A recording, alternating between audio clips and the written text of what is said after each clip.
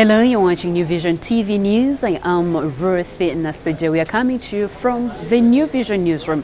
We are going to start with the news around Uganda. Expect a 14-year-old who gave birth to triplets. And in news around East Africa, from Southeast Sudan, Salva Kiir is willing to leave his presidency. And later on in the bulletin, we give you a special report on why you should never use toothpicks. Let us start with the news around Uganda, where we look at stories making headlines across the country. We start from Kamuli district, where Babidia Nangobi, a widow looking after 7 children, got a shock of her life when her 14-year-old daughter added 3 to make the total number of children under her care to 10.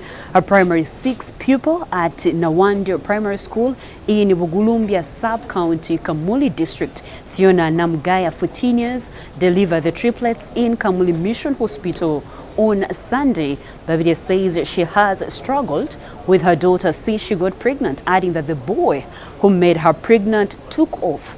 She says she has to wait for maize to mature so that she sells and gets some money. Her daughter remembers the father of the triplets by only one name, Joshua. She says he worked at a farm of the neighbor and lured her as she returned from school. She says although the case was reported to police, the culprit has never been located. Moving on to Padel district, a civilian and 2 UPDF soldiers went to a school in Padel and forced the school head to give them money, claiming they were part of State House anti-corruption team. However, they ran out of luck when they were suspected to be extortionists and arrested. Their teacher at St. Catherine Girls School, Rose Nagwala, had handed over the money. Now the trio were arraigned before the UPDF 5th Division Court Martial, sitting at the 5th Division headquarters in Acholi Pai on Tuesday.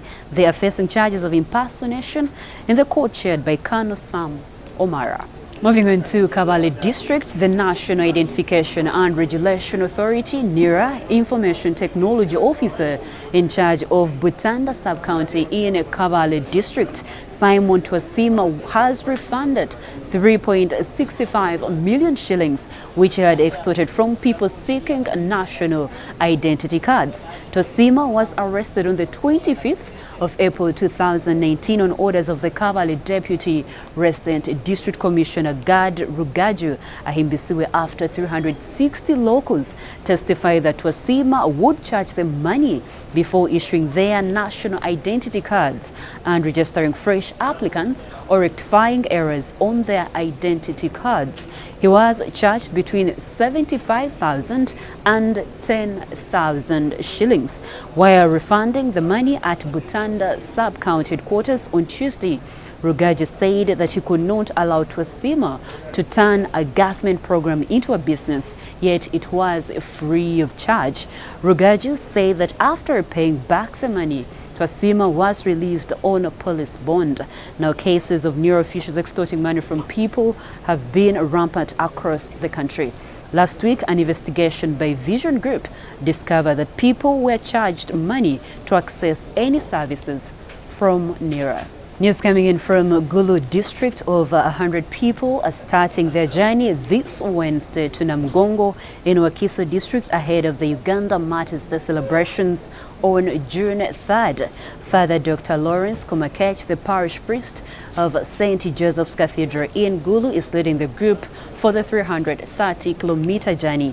The Archdiocese of Gulu was chosen by the Uganda Episcopal Conference to emanate the 2019 Uganda Matters Day celebrations. According to the Gulu Archbishop John Baptist Odama, the diocese seeks 900 million shillings to fund the preparations. He says the money is needed to fund activities for a successful preparation, including liturgical activities, health readiness, accommodation and transport, communication, among others. News from Kavalori District, the State Minister for Primary Education, Rosemary Seninde, has asked district education officials not to allow schools carry on holiday teaching.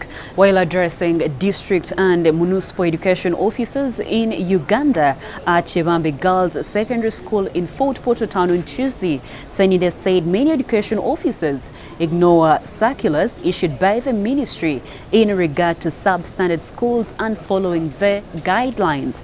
She also asked the education officers to ensure that schools don't cheat exams and warned that all district education officials whose schools cheat exams risk being disciplined. She said many schools 2 weeks before the official closure of the term and open early, and they charge fees for holiday teaching, saying education officers should work closely with the district police commanders to ensure it stops. Finally, from Uganda district, the police are holding 5 people for taking part in a demonstration over the poor state of Saza Road in Uganda municipality. Over 400 people took part in a demonstration along Saza Road in a municipality by burning car tires, blocking the flow of traffic and planting banana suckers in the middle of the road. Now, the protesters say they were tired of the poor state of the road, accusing government of failing to address their problem. According to one of the protesters, also a trader operating along Saza Road, Mohammed Ngobi, traders who operate along the road pay a lot of taxes, but they have been left out in terms of service delivery. Now, John Dukusoka, one of the traders, said President Yoweri Museveni during a campaign tour in the district promised to renovate the road within the shortest time possible, but nothing has been done. Saza Road, located in the central business area, leads to the main district headquarters and Iganga municipal offices. Police swung in action and engaged in running battles with the protesters, who had started pelting stones at it before catching up with the 5 believed to be the ringleaders.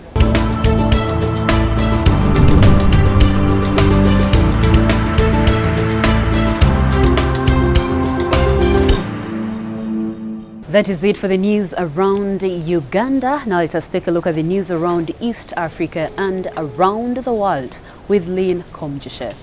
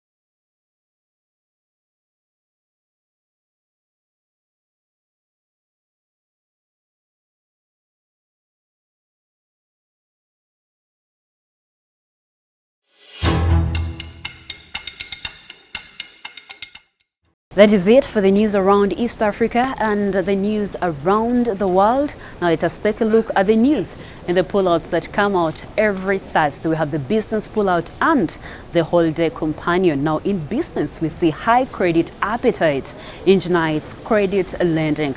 We also see how to consider before financing debts. We have more stories in the business pullout. Moving on to the holiday companion, we see abrupt end of tour. That is a reading series for those who are having their holidays. And also Karimajong traditional wear. Do you know what it is and what it is made of? The holiday companion has those details for you, so get your copy of the New Vision on Thursday.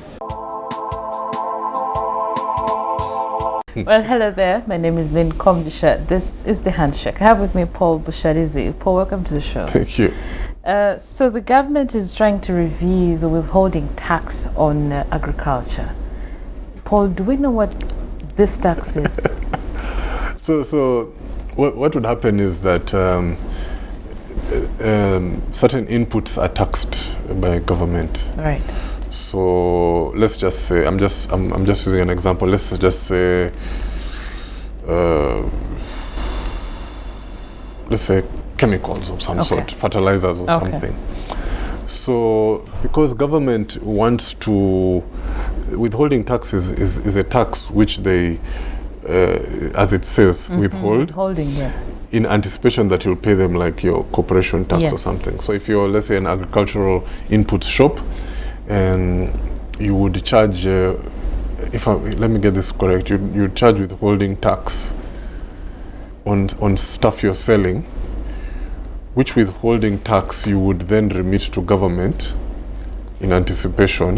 Paul, it's already a long journey for me in my head. I am thinking, and remember they're working on an amending the income tax. Yes. The Income Tax Act. Why are they trying to do this? No, we need to understand the withholding tax. The withholding tax, if for example you're a company that is supposed to remit profit, corporation tax, which is a tax on profit. So if you get a service from government, for example, let's use government as an example. If you supply paper to government, right. So when government is paying you, it will remove some amount of money and remit it to URA. That's what they call withholding tax. So if you make a profit, when you're paying your tax on your profit, you go to URA and say, but I already paid this withholding tax, so net it off. Yes, exactly. Yes. So now they were having a problem with agriculture. So if you're supplying, if let's say milk company is supplying milk to, let's just say, government institution, and government wants to take off withholding tax, that it was putting the farmers under stress. That so they want to remove it and just hope that these people will just pay them eventually. That's what it is really. And what is that supposed to help them if they remove it? No, withholding tax is just a way of for government to catch the tax as soon as possible. Yes, that I otherwise it will have to wait.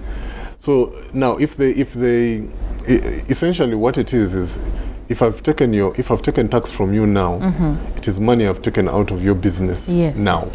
So money I have not made yet. No, I have made it. But if it stayed in my business, it will do much more. Yes. Exactly.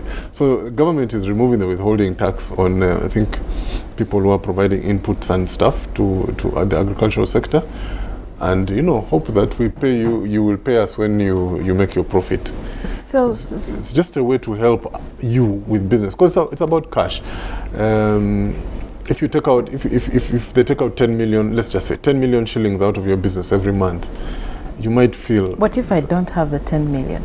No, you will, because you come to me, you sold me milk, let's say 1,000 liters. Of that 1,000 liters, let's just say it's 1 million shillings. Of that 1 million shillings, I don't know what the withholding tax is, but let's say it's about 6%, let's say 5%. So 50,000 of that you will keep. Instead of paying me 1 million, you'll pay me 950,000. But you see, if I kept that 50,000, I might pay a guy to milk, I might do what, then I can pay you later on. It's just a way of allowing them to keep their cash flow and pay us later.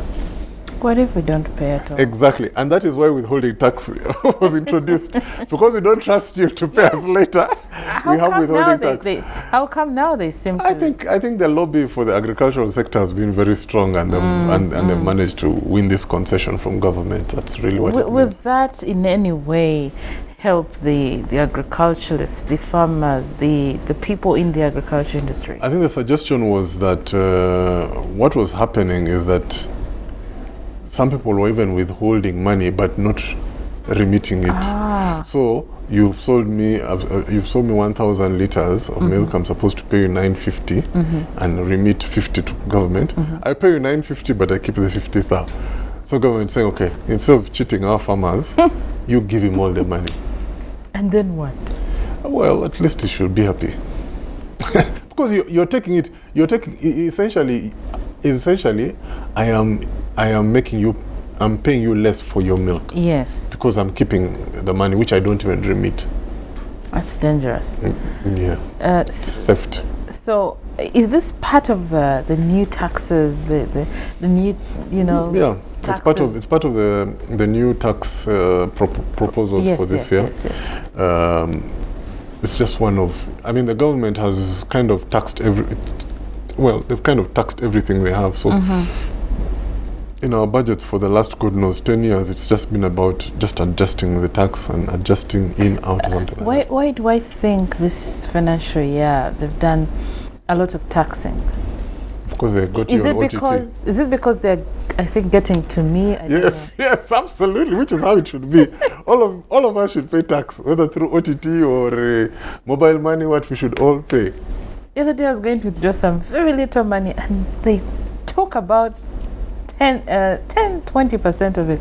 I said, yeah. That's how it works. Everyone should pay. So I think we need to have a discussion on those taxes that they have, the proposals. They're quite a number. Yeah. The budget is going to be passed next week, actually. Yeah. May 15th, I think, is the deadline. Yeah, so by that time we should have a whole range of what the new proposals are. Oh, well, I hope they really help us. Of course they will. Thank you, Paul. You're welcome.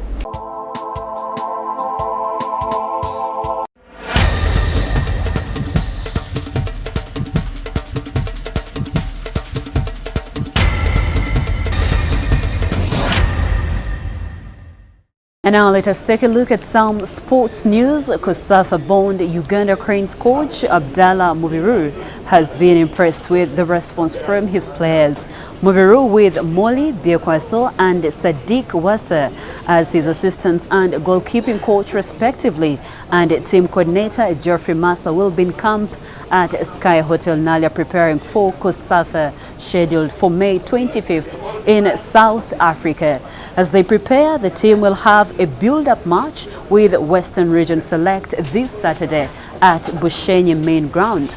Uganda will make their debut as guest team in COSAFA, then enter the competition at the quarter-final stage on June the 1st. Moving on, Timothy Awany was the best performer at the KCCA Awards Gala hosted Tuesday at their home venue in Lugogo. Anyua's success comes in time when he was stripped the captain role at the club. His former vice goalkeeper, Charles Sirokwago, was named the captain, while Julius Poloto the first assistant. Lukwago's new role was timely after he was the most disciplined player, while Kiza Mustafa, who recently had trials with the Spanish side, was voted the Players' Player of the Year. Patrick Kadu, who scored 17 goals for KCC last season in our competition, was top scorer and also took home cash prize of 3 million shillings. Youngster Ibrahim Juma, who was part of the national under-17 team in the recently concluded AFCON in Tanzania, was named the youngster player. Former chairman John Mutende was recognized with the Chairman's Award. Some international news. Chelsea defender David Luiz has denied allegations that club owner Roman Abramovich was planning to sell off the club. Russian billionaire got problems renewing his British visa last year amid tensions between the two countries and has not been seen at Stamford Bridge this season. There were reports that 52-year-old could sell off the club but Luis insists that he still has the passion for the team.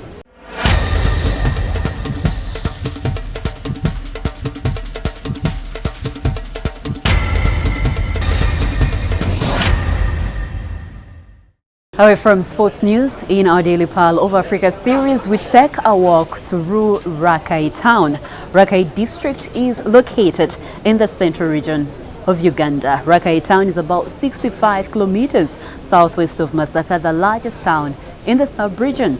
Rakai borders Nyantonde to the northwest, Rengo in the north, Kalangala in the east, and Isinjiro to the west. Let's take a look.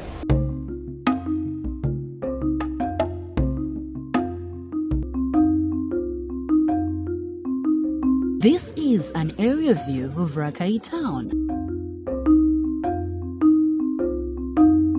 This town is one of the symbols that truly represent a country that has agriculture as its backbone.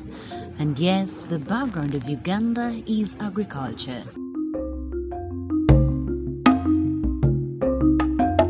Some of the residents of Rakai are known to be farmers, as you can barely miss a garden at every homestead you come across.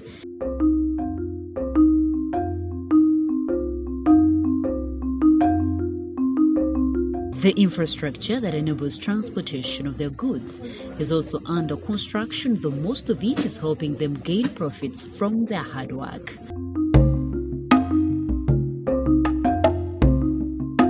Rakai people commonly speak Luganda because they are from the Bantu ethnic group. Rakai is a town in the central region of Uganda. It is about 52 kilometers by road northwest of the international border with Tanzania at Mutukula.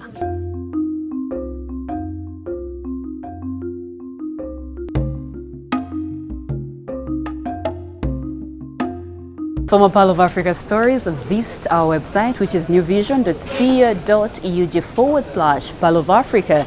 A newspaper, the Sunday Vision, is also another home of adventures, so grab your copy every Sunday for Pal of Africa stories. Now we look at our special report. Now, on a scale of 1 to 10, at least 6 use toothpicks every after meal to clean their teeth by removing food particles that could have remained between the teeth. The use of toothpicks, according to a dentist, Robert Kironde, is the leading cause of tooth problems and smelly mouths. Our reporter, Sarah Kisache, interacted with a dentist and now has the details.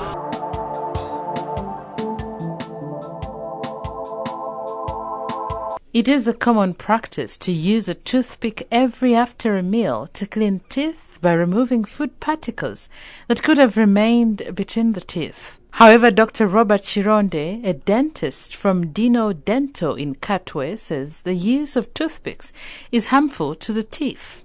Never ever use a toothpick or touch a toothpick, because a toothpick will strip the gum away. Toothpicks usually come as wooden and plastic small pieces with a pointed end. They are common at most dining tables and hotels for cleaning teeth, removing of food particles that stick in the spaces between the teeth. The process of removing the particles could injure the tooth or gum, leading to tooth decay. Toothpick will strip the gum away, bigger food will enter. And when bigger food enters into those in between your gums, you will continue pushing the toothpick further. You will produce areas which food can go in.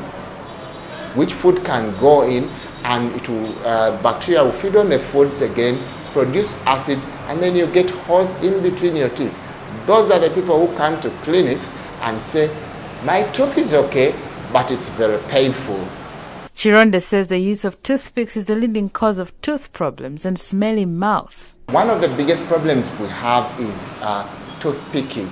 Most of the patients these days we see, their problems have been associated with tooth picking. For example, halitosis or bad breath can be associated with tooth picking.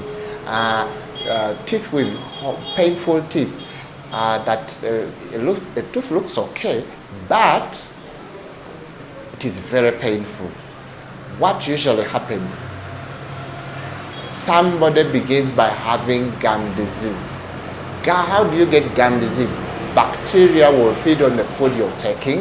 After it feeds on the food that you're taking, it will produce acids. Now, when those acids, their saliva also has that ability of precipitating calcium ions from your food. So when the calcium ions with these acids and the bacteria, they congregate and make those dark things that stick on your teeth. Those dark things or plaque or calculus irritate your gums. When they irritate your gums, the gums become incompetent to push away food when you bite. Foods like meat. He suggests using dental floss as opposed to toothpicks. If you ever see food sticking in between your teeth, you do fast things fast. You know your gum has a problem. Go to a dentist, have a professional cleaning done. After having a professional cleaning done, while you're giving your gum to heal, use floss. What is floss? Floss is a thread. Floss is a thread that you use to clean in between your teeth. That you use to clean in between your teeth. While you use thread that you use to clean in between your teeth. Now, this floss will not push the gum apart. That is one. It has an ability of cleaning on the sides of the tooth. 3, when you're using floss, your gum will heal back. The dental floss is placed between the teeth and using a zigzag motion, one cleans the teeth and removes the food remains between the teeth. The trick is to slide up and down against the tooth surface and under the gum line, as well as the backside of each tooth until one has completed the entire mouth. Another recommended way of cleaning the teeth is by mixing 500 grams of salt and 500 grams of bicarbonate of soda with warm water. This is the best thing that will help your gums heal. If you have a gum problem, if you have bleeding gums, if food is sticking in between your teeth, please learn how to use bicarbonate and salt mixture. How do you use the bicarbonate of salt mixture? You get a pack of 500 milligrams, mix in 5 packets of bicarbonate, I'm meaning equal quantities. This is 500 milligrams, and this is also 5 packets, each is 100 milligrams, that is 500 milligrams. Thereafter, mix it well, put it in a bottle. And then when you put it in a bottle, and before you go to sleep, get half a teaspoon, put it in a glass of warm water. Use that to brush. This mixture is so good that even when you have a bad breath, this is the starting point before you see the dentist, before you see any other person.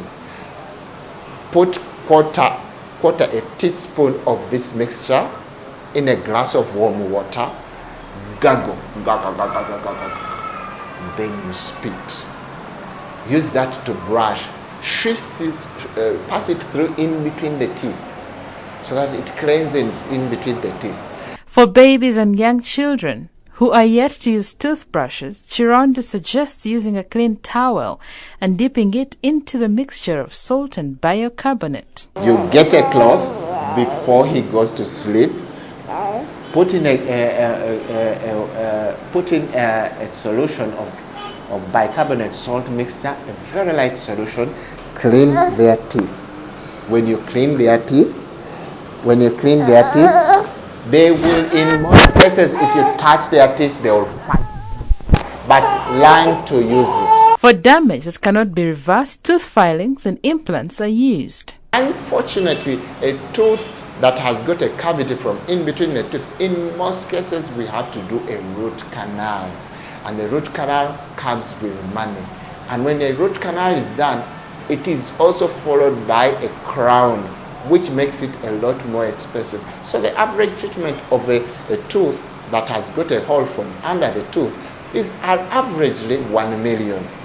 A variety of toothpastes for sensitive teeth are available on the market, but the greatest caution from the dentist is never to use a toothpick.